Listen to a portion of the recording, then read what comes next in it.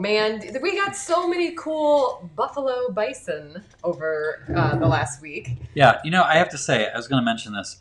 So I'm a big proponent of breaking rules that don't exist. And one that I can't break is, and this is such a ridiculous rule, but beverages are supposed to be in certain containers. Like I wanted root beer, and I will admit sometimes I have root beer in a coffee cup, but I just felt something like root beer needs to be in something like this. Yeah. And I think Jim Gaffigan did a bit on that. Like if you have wine in a wine glass, it looks right, but if you put wine in like a sippy cup, you look like an alcoholic drunk, Well, there's that. Like, so it's I don't know, it's really weird, but yeah. Well, I'm drinking water in my coffee cup. Would you do that? Yeah, I suppose. Yeah. I'll do it. It's not like I'm opposed to it. It just feels wrong to me, and it's a disease, I don't know. But I guess it's don't try to get inside, you guys. It's a scary. Don't be there. Place. You don't want to be there. Helen. So yeah, Helen. This guy is so cute. I love his beard so much. I love the technique of the swirly, circly things. Yeah. Then we have Cara Tracy, and I love this guy. And after messaging back and forth, she did tell me his name is Norman. So that just makes him even more I was going to say, he lovable. looks like a Norman. He does look like a Norman. His hair is just fabulous. It's like a little Brillo pad up there. Yeah. One of the neat things we heard from Cara is their little tradition. Paul, which we've highlighted Cara and Paul several times here on the show. But I am so jealous, which I told you today. But we shouldn't be jealous. We should just imitate what they have going. So every Wednesday night, because they're in the Pacific time zone, they have nacho night. On Wednesday. It's 5:45 right, in their neck of the woods. Make a really quick, easy dinner of nachos and watch the show. And right now you're eating nachos, which makes me super jealous. And yet maybe we should have nacho night before the show. Well, right? What's funny about this is learn from you. As we were developing this show, as many of you know, we did a coffee show, like Coffee with Kim and Jason when the pandemic first hit. And we did that every day. And then we scaled back and we decided to make a weekly show.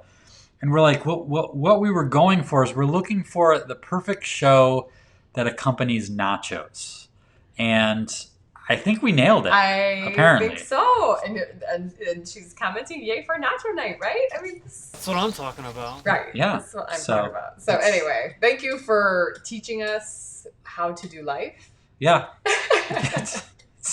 I'm not joking. This is like revolutionary. We're definitely having nachos next Wednesday. Maybe that should be a thing. Maybe we should encourage, if you are a regular viewer of the show, it's like, and then we could print up T-shirts, like it's nacho time, and I have big visions here all of a sudden. I know. I don't know if this will catch on. Maybe I should paint him like a nacho platter with like tomatoes. Oh, you can't see him. No. Tomatoes and I don't know what that means. I have no idea how that would. Well, this might take a little effort. We'll get back to that. All right. Thank you for moving that. right along. We digress. As we fly through this. This is I think cool. Our first. We have a husband-wife submission for the first time, I believe. Yes. Jeff Schurek the style with this sort of like radioactive Hulk, just a beast here. And then his wife, Michelle, has a little bit more whimsical version, which I also love. I love his little headband. And what's even more fascinating to me is Michelle is also an artist, as all of these submissions are. But she passed along, since we were talking about buffalo and bison, this is a painting that Michelle did of a Cape buffalo.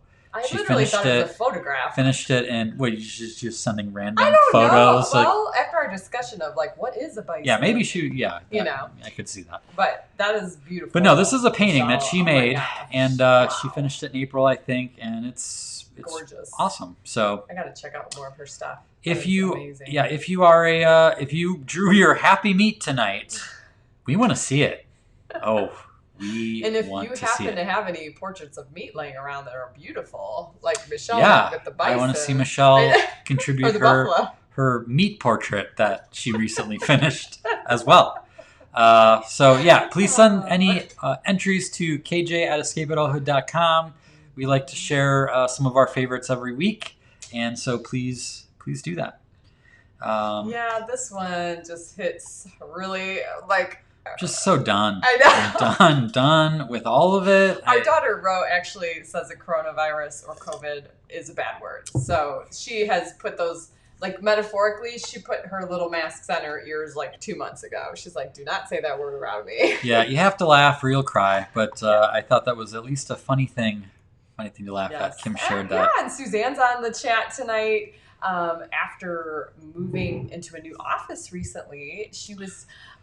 Look who's an art collector. Working on hanging the art. All of the art that you see is Jason's art. So she was like, That's what I'm talking about. I got some art to hang up. So good for you, Suzanne. She has some oldie but goodies there. Well, we've known her for several years. Yeah, that's quite a cross-reference of some of my prints there. So I would love to see what the final looks like. And that's the thing that... people don't realize, like, you can collect art. You don't have to put it all up at once. Like, that's one of the things I was thinking about doing. We have a bunch of my paintings upstairs and, like, swapping a few out and rotating them. It changes the room. It's cool. It changes the dynamic. So that is a not-so-shameless plug to collect as much of my art as you possibly can, even if you only have 4 walls in a hut. You can still have 80 pieces of art. And it makes sense to me. It makes sense, you just got to rent a U-Haul and keep it all. Yeah. So this was pretty cool. Good blast from the past here. Yeah, Jenna, who many of you know, she had posted this the week that the Escape Adulthood Summit was supposed to be mid-June. And these are like the shirts from every single year that we've had a summit, which... This would have been our 8th year this year. So you can, is that right? 1, 2, 3, 4, 5, 6, 7. Yeah, 7 shirts. I always mess that up, how many years we've had it. Yeah. And so it's kind of fun. You can kind of see the different themes and colors. Obviously, a lot of variety over the 7 years that we've had the summit. So pretty cool little collection, John. Going back to the nacho thing, Ben says support free-range nachos. I think that's worth... Does this have to do with this little guy? Maybe that should be his name, Nacho. Free range Nacho. Yeah. Like okay, this is coming together. We'll get there. It's a creative effort. It's a team effort. You know. Submit your comments. KJ@escapeadult.com. What should this be? Nacho night, right? This was kind of a fun picture. Yeah, the Truckenbrods sent in. They said they were going on a little trip, and supposedly Marty had been missing for a long time. And when they went to unpack the games and all this stuff, I think it was like in an old suitcase, Marty had been hiding there all along. So he ended up playing several games with them on their little summer vacay getaway. So pretty cool. Yes, I saw this too. Jackie Rocklowitz said, I wore my bloop shirt today. And for those of you who don't know what that means. That's awesome, Jackie. So good to see you Going here. Back to the Summit shirts. That's this one here. Well, you can't see me pointing to it, but the one on the closest to me. With the fishbowl. That is the very first Escape Adulthood Summit shirt. There are very few people that have that. There were 30 people at that first one. And the centerpieces were literally a fishbowl with a live fish in the centerpieces. And so we had this whole fish theme going. Goldfish. Yeah. Escaping... getting out of the bowl, and that's so cool. You wore that shirt today. That's kicking it. I mean, what year was that? It's old school. Old school. 2012. So that's pretty awesome. All right, more Adultitis Fighters. Mike, oh man, you continue to inspire me. We posted this past week Mike's member profile in the Escape Adulthood League, which if you're not a part of, like we said, please join us over there. And Mike, your profile... EscapeAdulthood.me right his profile, I was laughing out loud at one point, and then I was like crying at one point. I'm not even joking, Mike. You made me cry, which was pretty cool. So here's a picture of... I mean, I do that all the time, but... Kudos to you, Mike. Here's a picture of him and his favorite girls and their pups getting ready to watch Disney movies, which is one of his favorite things to do in the world that helps him fight adultitis. And he said maybe they were probably watching like Frozen 2 for the like 11th time or something like that. So pretty cool. We love Mike. You haven't really watched Frozen until you've seen it for the 17th time. Yeah.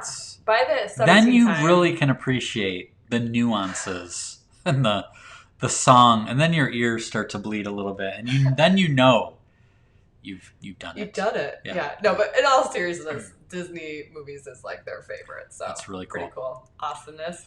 And then there's Pete. Okay. Pete is very active in the Escape Adulthood League. He has been kicking Adultitis's butt as a grandfather. I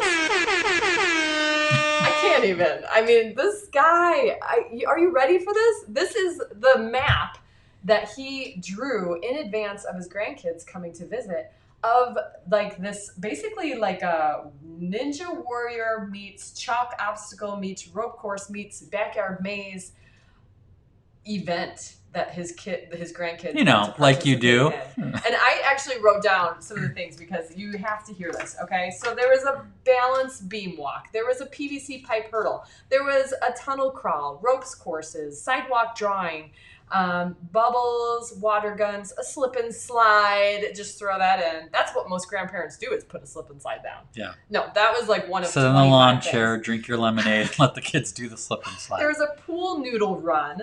There was a ring toss, a maze run, yard dart game, which I know is awesome. And he decided not to include tree climbing or oobleck making because he figured they might be too tired at the end of it. Oobleck. Do you know what that is? No. It's like cornstarch and water. It's kind of like really cool like slime. Yeah. So I'm sure he's got that planned for another day. That's for a rainy day, right? Pete, seriously. So You're these like are epic. The instructions, right? Written in chalk. Yes, like the different steps. Stations of the chalk obstacle race portion of this event. Skip to my loo. Can you imagine? Just take a second and pretend like you're Pete's granddaughter or grandson.